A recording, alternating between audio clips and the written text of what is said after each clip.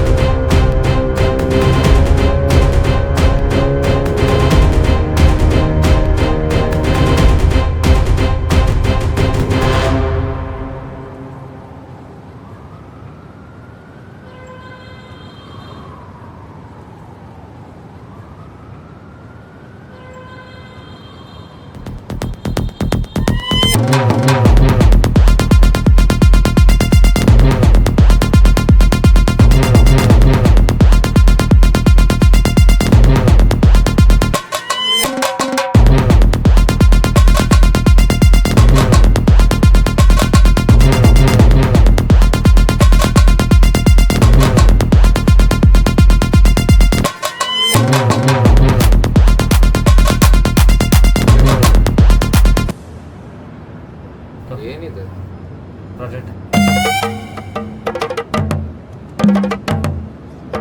ವರ್ಷದ ತಿಂಗಳದಿದೆ. ನಿನಗಾದ್ರೂ ಒಂದು ಖುಷಿ ಕೂಡ ನಮಗೆ ಎರಡು ಏ ಬೇಡ ಬೇಡ ಬೇಡ ಇಷ್ಟ ಸಾಕು ನನಗೆ.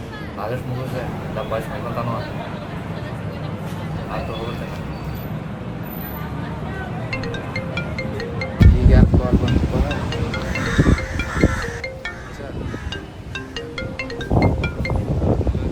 ಶ್ರೀನಿವಾಸ ಹೇಗಿದೆಯಪ್ಪ? ಆರಾಮದೇನ ಅಜ್ಜ, ನೀ ಹೆಂಗದ? ನಾನು ಆರಾಮಾಗಿದ್ದೀನಿ. ನಾಳೆ ಊರಿಗೆ ಬರ್ತಾ ಇದ್ದೀನಿ. ಈಗ ಯಾಕಂದ್ರೆ ನಿನ್ನ ಜೊತೆ ಸ್ವಲ್ಪ ಮಾತಾಡಬೇಕಿತ್ತು. ಹಲೋ ಹಲೋ ಹಲೋ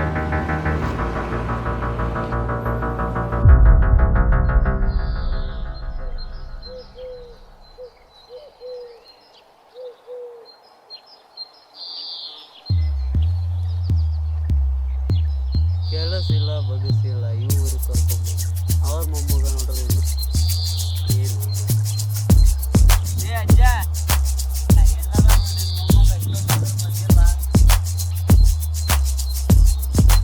ನನಗೂ ಗೊತ್ತಿಲ್ಲ.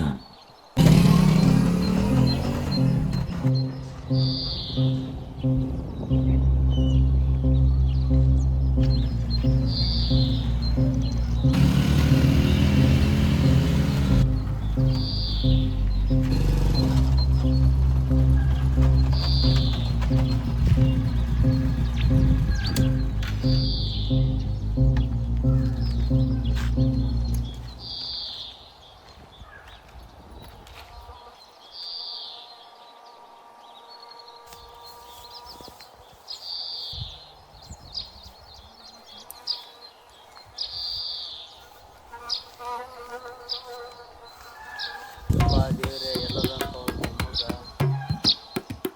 ಸುಮಾರ ಪಪ್ಪ ಎಲ್ಲಿದ್ದು ಮರೆ ಅಂತೇಳಿ ಬಂದಿಲ್ಲ ಮರೆ ನೋಡು ಬಾಬು ಬಾ ನಿಮ್ಮ ಅಜ್ಜ ಕರೆಕ್ಟ ನಿಮ್ಮ ಅಜ್ಜನ ಕಡೆ ಮಾತಾಡಿ ನಾನು ನಮ್ಮೂರಿಗೆ ಹೋಗಿ ನೀನು ನಿಮ್ಮ ಊರಿಗೆ ಹೋಗಿ ನಾವು ಸ್ವಲ್ಪ ಪರ್ಸನಲ್ ಮಾತಾಡೋದು ತೊಂದರೆ. ಆದರೂ ಹಳೆ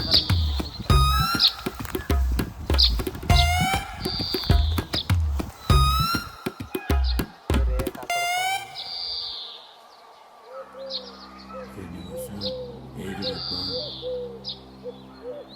ನಾನು ಚೆನ್ನಾಗಿದ್ದೀನಿ. ಈಗ ಎದಕ್ಕೆ ಕರ್ಸಿದೆ ಅಜ್ಜ?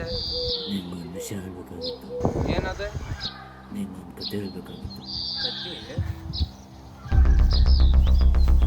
ಮಧ್ಯೆಲ್ಲ ಬಾಸ್ ಕಡೆ ಚೀತು ಅಂತ ಬೈಸ್ಕೊಂಡು ಹಂಗೂ ಹಿಂಗೂ ಮಾಡಿ ಸುಟ್ಟಿ ತೊಗೊಂಬಂದ್ರೆ ನೀ ಅಲ್ಲಿಂದ ಇಲ್ಲಿಗೆ ಬಂದು ಕತ್ತಿ ಹೇಳ್ತೇನಂತೆ. ತೆಲಿಗಿರಿ ಕೆಟ್ಟೈತಾನೆ. ಸ್ವಲ್ಪ ನನ್ನ ಮಾತು ಕೇಳಪ್ಪ. ಅಲ್ಲಿ ನನಗೆ ಇರಾಕ ಆಗಂಗಿಲ್ಲ ಅಂತ ಹೇಳಿ ಅವ್ರು ಬಿಟ್ಟು ಈ ಊರಿಗೆ ಬಂದಿದ್ದ. ಮತ್ತು ನೀ ಅವ್ರಿಗೆ ಬಾ ಅಂತಂದ್ರೆ ಬರಂಗಿಲ್ಲ ನೀನು ನಮ್ಮ ಕೂಟ. ಊರಿಗೆ ಬರಗಾಲ ಬಂದಿದೆ. ಅವ್ರು ಅವಾಗ ಹಂಗೈತೆ ಈಗೂ ಹಂಗೈತೆ. ಅವ್ರು ಸೀದಾ ಆಗ್ಬೇಕಂದ್ರೆ ಮ್ಯಾಗಿನ ತರ ದೇವ್ರಾಗ ಹೋಗ್ತಾರೆ.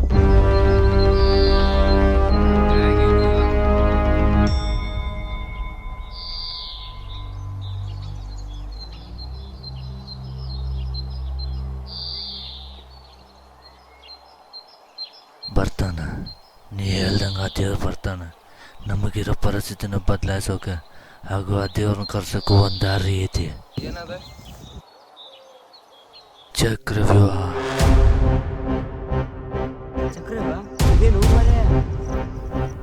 ಸುಮಾರು ವರ್ಷಗಳ ಹಿಂದೆ ನಮ್ಮ ಗಜಪುರದಲ್ಲಿ ಒಬ್ಬ ರಾಜ ಇದ್ದ. ಅವರೇ ರಾಜ ಬಹದ್ದೂರ್ ವರ್ಮಾ.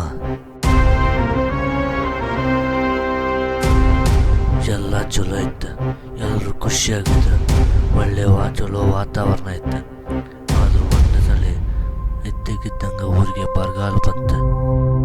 ಕುಡಿಯೋಕ್ಕಾಗಲಿ ಬೆಳೆ ಬೆಳಕಾಗಲಿ ನೀರಿರಲಿಲ್ಲ. ಬೇರೆ ಊರಿಗೆ ಹೋಗಿ ತರಬೇಕಾದ ಪರಿಸ್ಥಿತಿ ಬಂದಿತ್ತು. ನೀರು ಸಂಬಂಧ ಎಲ್ಲರೂ ಒದ್ದಾಡೋ ಪರಿಸ್ಥಿತಿ ಬಂದಿತ್ತು. ರಾಜ ಇದನ್ನೆಲ್ಲ ನೋಡಿ ಚಿಂತೆ ಮಾಡ್ತಿದ್ದ. ಇದಕ್ಕೆಲ್ಲ ಏನರ ಒಂದು ಪರಿಹಾರ ಹುಡುಕ್ಬೇಕಂತ ಅವರ ಗುರುಜಿನ ಕರೆಸಿದ್ರು. ಇರೋ ಪರಿಸ್ಥಿತಿನ ಹೇಳಿದ, ಆಗಿದ್ದಕ್ಕೊಂದು ಪರಿಹಾರ ನೀಡಿದ. ಆಗ ಗುರುಜಿ ಯೋಚನೆ ಮಾಡಿದ್ದ ಒಂದು ಸಲಹೆ ನೀಡಿದ್ರು. ಈ ಭೂಮಿ ಮೇಲೆ ಏನೇ ನಡೆದರೂ ಆ ದೇವರ ಆಟ, ಅವನಿಲ್ಲದೆ ಏನಿಲ್ಲ. ನೀನು ನಂಬುವ ದೇವರನ್ನು ಸ್ವಚ್ಛ ಮನಸ್ಸಿನಿಂದ ಬೇಡಿಕೊ, ಆಗ ಅವನೇ ಎಲ್ಲ ಸರಿ ಮಾಡುತ್ತಾನೆ. ಚಿಂತಿಸಬೇಡ, ಶುಭವಾಗಲಿ. ಶುಭವಾಗಲಿ ಎಂದು ಹೇಳಿ ಅಲ್ಲಿಂದ ಹೊರಟರು. ರಾಜನು ದೇವರ ಗಣಪತಿಯ ಪ್ರಿಯ ಭಕ್ತ ಇದ್ದ. ಗುರುಜಿ ಮಾತು ಕೇಳಿ ಮರುದಿನವೇ ಗಣಪತಿಯ ಮುಂದೆ ಮಂಡಿ ಉರಿ ಬೇಡಿಕೊಂಡ. ಹೇ ದೇವ, ಇಷ್ಟು ವರ್ಷಗಳ ಕಾಲ ನಿನ್ನನ್ನು ಪೂಜಿಸುತ್ತಾ ಬಂದಿದ್ದೇನೆ, ನಿನ್ನನ್ನು ನಂಬುತ್ತಾ ಬಂದಿದ್ದೇನೆ. ಆದರೂ ಇದುವರೆಗೂ ನಾನು ನಿನ್ನ ಹತ್ತಿರ ಏನೂ ಕೇಳಲಿಲ್ಲ. ಆದರೆ ಈಗ ಕೇಳುವ ಸಮಯ ಬಂದಿದೆ.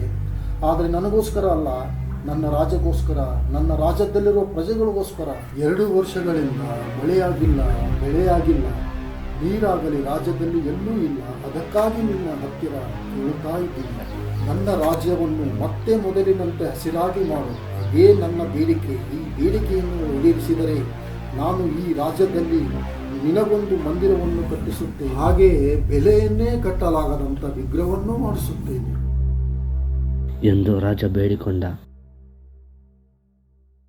ಸ್ವಲ್ಪ ಸಮಯದ ನಂತರ ಒಂದು ದಿನ ಜೋರಾದ ಮಳೆ ಬಂತು. ರಾಜ ಅದನ್ನು ನೋಡಿ ತುಂಬ ಖುಷಿಯಾದನು. ಸ್ವಲ್ಪ ಸಮಯದ ನಂತರ ಮತ್ತೆ ಆ ರಾಜ್ಯ ಹಸಿರಾಯಿತು.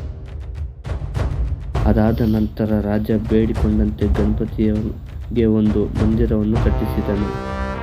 ಹಾಗೆ ಬೇಡಿಕೊಂಡಂತೆ ಬೆಳೆ ಕಟ್ಟಕ್ಕಾಗಲಾರಂಥ ವಿಗ್ರಹವನ್ನು ಮಾಡಿಸಿದನು. ಅದನ್ನು ಪ್ರತಿಷ್ಠಾಪನೆ ಕೂಡ ಮಾಡಿಸಿದ. ಒಂದು ದಿನ ರಾತ್ರಿ ಒಂದಿಷ್ಟು ಜನ ಅದನ್ನು ಕದಿಯೋಕ್ಕೆ ನೋಡಿದರು. ಅಲ್ಲಿರೋ ಸೈನಿಕರನ್ನು ರಕ್ಷಣೆ ಮಾಡುತ್ತಿದ್ದರು. ಬಂದ ಕಳ್ಳರನ್ನು ಅಲ್ಲಿಂದ ಓಡಿಸಿದರು. ಮರುದಿನ ಸೈನಿಕರು ರಾಜನಿಗೆ ಇದರ ಬಗ್ಗೆ ಮಾಹಿತಿ ನೀಡಿದ್ದಾರೆ. ಆಗ ರಾಜ ಗುಡಿಯ ಭದ್ರತೆಯನ್ನು ಇನ್ನೂ ಹೆಚ್ಚು ಮಾಡುತ್ತಾನೆ. ಮತ್ತೆ ಆ ಕಳ್ಳರು ಅದೇ ದಿನ ರಾತ್ರಿ ಆ ಮೂರ್ತಿಯನ್ನು ಕದಿಯಲು ಬರುತ್ತಾರೆ.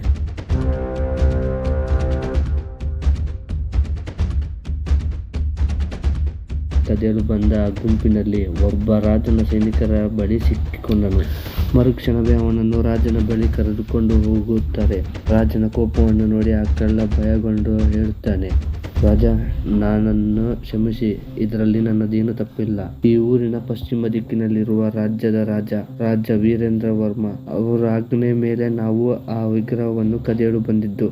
ಆ ಕಳ್ಳನ ಮಾತು ಕೇಳಿ ರಾಜನು ಆಶ್ಚರ್ಯಗೊಂಡನು, ಮತ್ತೆ ಚಿಂತಿತಗೊಂಡನು. ಮರುದಿನವೇ ಮತ್ತೆ ಗುರುಜಿಯನ್ನು ಕರೆಸಿದನು. ಆದ ಘಟನೆಯನ್ನು ವಿವರಿಸಿದ. ಮತ್ತೆ ಇದಕ್ಕೆ ಪರಿಹಾರ ನೀಡಿ ಎಂದು ಕೇಳಿದ. ಆಗ ಗುರುಜಿ ಹೇಳಿದರು, ಆ ವಿಗ್ರಹ ಸಾಮಾನ್ಯವಾದದ್ದಲ್ಲ, ನೀನು ಬೇಡಿಕೆಯಿಂದ ಆಗಿರುವ ವಿಗ್ರಹ ಅದು. ನಾವು ಮಾಡಿದ ಪೂಜೆಯಿಂದ ಆ ವಿಗ್ರಹಕ್ಕೆ ಒಂದು ಶಕ್ತಿ ಸೇರಿದೆ. ಮುಂದಿನ ಸಮಯದಲ್ಲಿ ಬರುವ ಸಮಸ್ಯೆಗಳಿಗೆ ಇದು ಬೇಕಾಗುತ್ತೆ. ಅದಕ್ಕೋಸ್ಕರ ಇದನ್ನು ಯಾವುದ ಜಾಗದಲ್ಲಿ ಇದು ಆದರೆ ಆ ಜಾಗ ಸಾಮಾನ್ಯವಾದದ್ದು ಆಗಿರಬಾರದು. ಅಲ್ಲಿ ಭದ್ರತೆ ಇರಬೇಕು, ಆದರೆ ಸೈನಿಕರು ಇರಬಾರದು. ಅದನ್ನ ಪಡೆಯೋಕೆ ಸಾಕಷ್ಟು ಒಗಟುಗಳು ಇರಬೇಕು. ಅಲ್ಲಿ ಪ್ರವೇಶ ಮಾಡೋಕ್ಕೆ ಮಂತ್ರದಿಂದ ಮಾತ್ರ ಸಾಧ್ಯವಾಗಿರಬೇಕು. ಇದನ್ನೆಲ್ಲ ಕೇಳಿ ರಾಜ್ಯ ಗುರುಗಳ ಜೊತೆ ಸೇರಿ ಆ ಜಾಗವನ್ನು ನಿರ್ಮಾಣ ಮಾಡುತ್ತಾನೆ.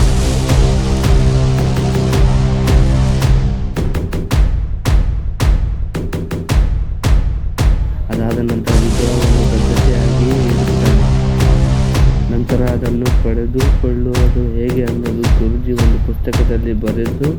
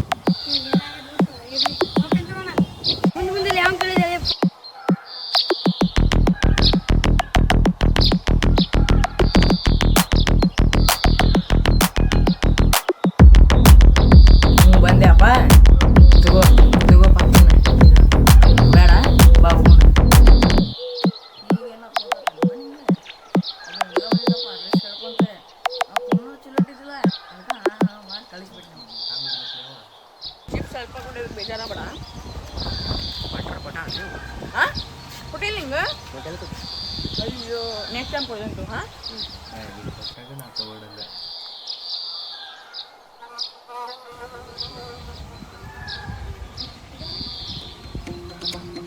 ಹಲೋ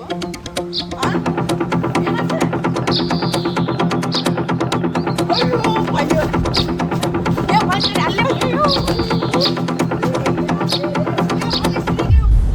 ಈಗೇನು ಮಾಡ್ಬೇಕಂತ ಮಾಡಿ? ಅದೇನಂತ ಗೊತ್ತಿಲ್ಲಪ್ಪ, ಅಲ್ಲಿ ಹೋಗಿ ನೋಡ್ಬೇಕು. ಹೌದಾ? ಪೃಥ್ವಿ ಹೋಗ್ಯಾನ? ಅವ್ನು ಹೇಳಿನ? ಅವ್ನು ಫೋನ್ ಹಚ್ಚಿ ಹೇಳೇನಿ, ಆದ್ರೆ ಎಲ್ಲಿ ಹೋಗ್ಯಾನಂತ ಗೊತ್ತಿಲ್ಲ.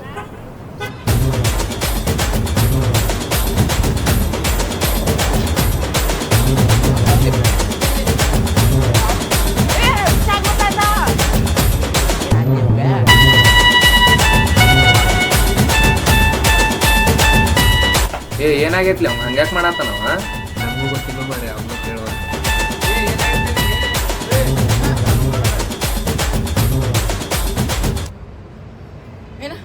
ಏನಾಗೈತೆ ಹಂಗ್ಯಾಕೆ ಮಾಡತ್ತಿ? ನಿಂಗೆ ಗೊತ್ತಿಲ್ವಾ? ಇಲ್ಲ. ಬಾಸರಪ್ಪ ಸತ್ತ ಬಿಟ್ಟಾನೆ. ಪ್ಲಾನ್ ಮಾಡಿ ಹೋಗ್ಬಿಡೋಣ. ಬೇಡ, ಚಲೋ ಅಡ್ವೆಂಚರ್ ಕರ್ಕೊಂಡೋಗ್ತೀನಿ, ರೆಡಿ ಆಗಿ. ಅಡ್ವೆಂಚರ್ ಇದೆಲ್ಲ ಇತ್ತು ಮಾರ.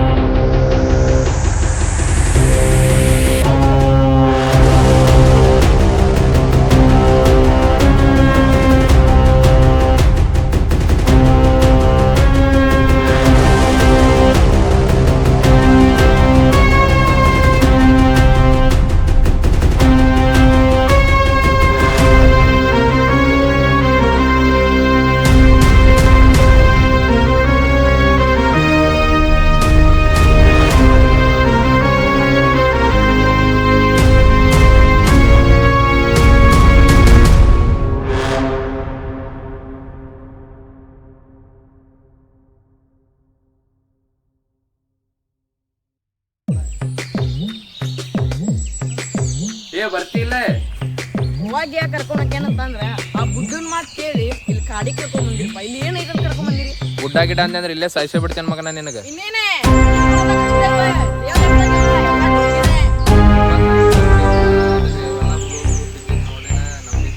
ಏನ್ ಸಾಕ್ಷಿ ಐತಿ?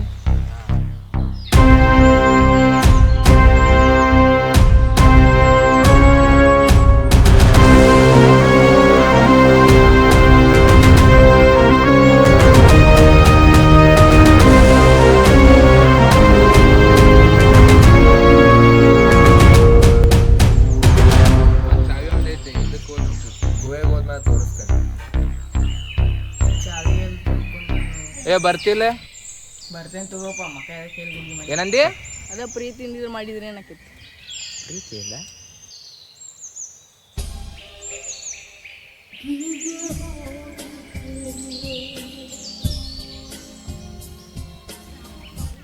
ಏನಾತ ನೋಡೋಣಂತ. ಸಿಕ್ಕರ ಊರು ತರ್ಕತ್ತಿಲ್ಲ ಅಂತ ಚಲೋ ಅಡ್ವೆಂಚರ್ ಆಕೈತೆ. ಸಿರಿಯಣ್ಣ ನಿನ್ನ ನಂಬಿದೆ, ನಿನ್ನ ಮಾತನ್ನ ಕೇಳಿ ನಾ ನಂಬಿದೆ. ಈಗೇನ್ ಬರ್ತೀಯೋ ಇಲ್ಲೋ? ಬರ್ತೇನೆ ತಗೋಪ್ಪ. ಮತ್ತೆ ಕರ್ಕೊಂಬಂದ ಮ್ಯಾಗ ಏನು ಬರಬೇಕು? ಯಾವ ಕಡೆ ಕರ್ಕೊಂಡ್ಬಂದು ಮಾಡ್ತಾನಂತ ಗೊತ್ತಿದ್ರೆ ಅಲ್ಲೇ ಬಿಟ್ಟು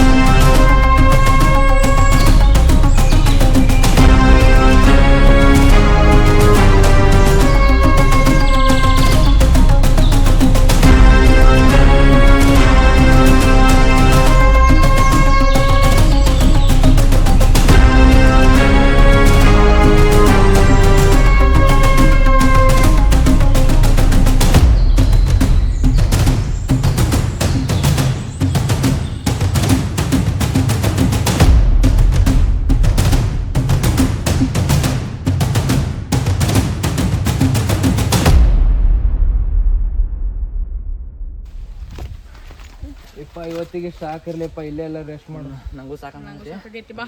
ನಾಳೆ ಬೆಳಗ್ಗೆ ಡ್ರೆಸ್ ಮಾಡ್ಕೊಂಡು ಹೋಗೋಣ ಅಂತ. ಹಾ ಹಂಗ ಮಾಡೋಣ.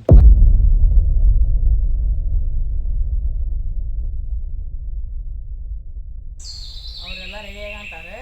ಈಗ ನಿನ್ ಕತೆ ಅದೇ ನಂದಿದ್ದಲ್ಲ ಬಾ ಹೇಳ್ತೀನಿ.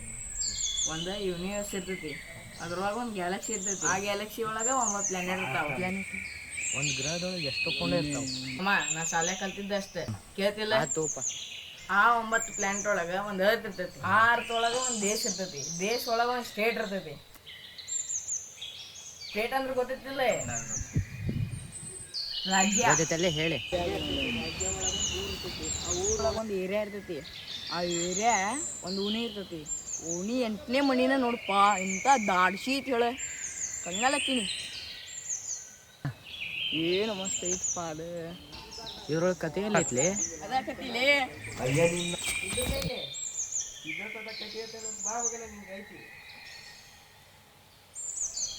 ಇರ್ಲಿ ತಗೋಪ್ಪ. ಇದೇನು ಅಜ್ಜಿ ಬರ್ಕೊಂಬಿಟ್ಟೆ ಜಾಗ ಅಲ್ಲೇ ಸಿಕ್ಕೊಂಡಿತ್ತಪ್ಪ. ಅಲ್ಲೇ ಜಗ್ಬಿಟ್ಟೆ ಹಾರಿದು ಬಿಡುತ್ತೆ.